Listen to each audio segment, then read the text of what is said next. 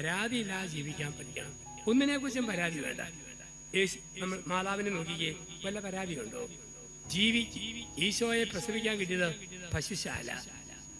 അവിടെ ആകെയുള്ളൊരു ചാണകം, ഗോമൂത്രം, വൈക്കോല്, പുല്ല്.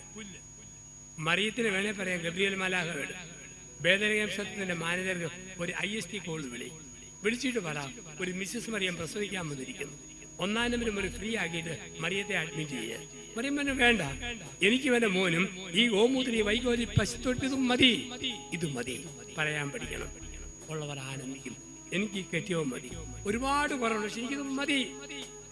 വലിയ സാമർഥ്യമില്ല ഈ ഭാര്യ, ഇത് മതി.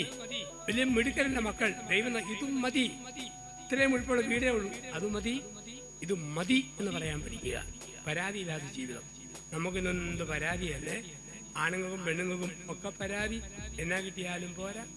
ഭാര്യ എന്നാ ഭക്ഷണം ഉണ്ടാക്കിയാലും കുറ്റം പറയുന്ന കെട്ടിയവൻ, ചോറ് വെന്തുപോയി, കോവയ്ക്ക വെന്തില്ല, മീൻ കരിഞ്ഞു പോയി, സാമ്പാറിന് എരിവ് കൂടുതൽ, മീന് മസാല കൂടുതൽ, ഒന്നുമില്ലേ പറയും, ഛേ ഈ പഴമെന്നാ വളഞ്ഞിരിക്കുന്നത്, നേരെ ഇരുന്നാൽ മതിയായിരുന്നല്ലോ.